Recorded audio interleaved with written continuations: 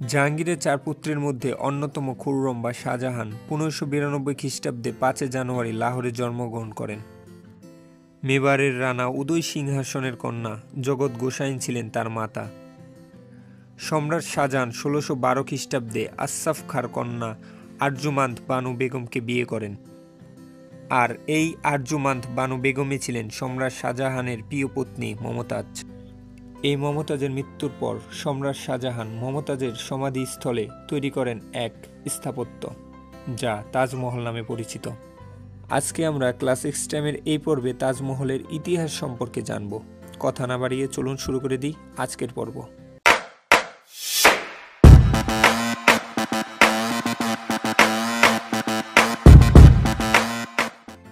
ভারতের উত্তরপ্রদেশ আগ্রায় অবস্থিত একটি রাজকীয় সমাধি। মুঘল সম্রাট শাহজাহান তার স্ত্রী আরজুমান্দ বানু বেগম, যিনি মমতাজ মহল নামে পরিচিত, তার স্মৃতির উদ্দেশ্যে এই অপরূপ শহরটি নির্মাণ করেন। শহরটি নির্মাণের কাজ শুরু হয় 1632 খ্রিস্টাব্দে, যা সম্পূর্ণ হয় 1653 খ্রিস্টাব্দে। তাজমহলকে মুঘল স্থাপত্য শৈলীর একটি আকর্ষণীয় নিদর্শন হিসেবে মনে করা হয়। এই তাজমহলকে 1883 সালে ইউনেস্কো বিশ্বের ঐতিহ্যবাহী স্থান হিসেবে তালিকাভুক্ত করে। বিশ্বের 7ম আশ্চর্যের অন্যতম এই তাজমহল। তাজমহল বিশ্বের অপরূপ সুন্দর স্মৃতিসৌধ ও মনোমুগ্ধকর নিদর্শন, ভালোবাসার অবিশ্বাস্য স্মরণীয় ভাস্কর্য, ইসলামিক স্থাপত্যের অপরূপ নিদর্শন, যা শান্তি ও সৌন্দর্যের প্রতীক। 1631 খ্রিস্টাব্দে শাহজাহান, যিনি মুঘল আমলের সমৃদ্ধিশালী সম্রাট ছিলেন, তার স্ত্রী মমতাজ মহলের মৃত্যুতে প্রচণ্ডভাবে শোকাহত হয়ে পড়েন। মমতাজ মহল তখন চতুর্দশ কন্যা সন্তান গৌর বেগমকে জন্ম দিতে গিয়ে মৃত্যুবরণ করেছিলেন। তাজমহলের নির্মাণ কাজ শুরু হয় মমতাজের মৃত্যুর পর। মূল সমাধি সম্পূর্ণ হয় 1648 খ্রিস্টাব্দে এবং চারপাশের ইমারত এবং বাগান নির্মাণে সময় লাগে আরও 5 বছর। তাজমহল তৈরি করতে ব্যবহার করা হয়েছিল সাদা মার্বেল পাথর এবং নানা রকমের পাথরে খোদাই করা কারুকার্য দিয়ে।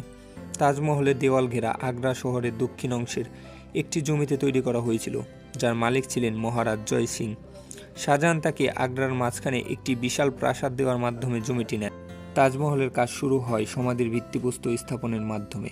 প্রায় 3 একর জায়গা খনন করে তাতে আলগামাটি ফেলা হয় নদীর ক্ষরণ কমানোর জন্য।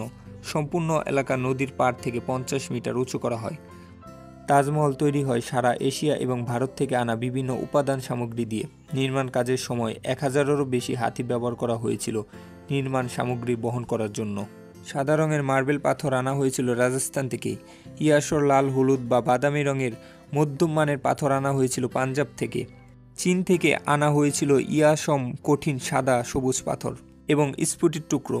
তিব্বত থেকে বৈদ্যুতিক সবুজ ও নীলাভ রঙের রত্ন এবং আফগানিস্তান থেকে নীলকান্তমণি, নীলমণি এবং নীল রত্ন আনা হয়েছিল শ্রীলঙ্কা থেকে।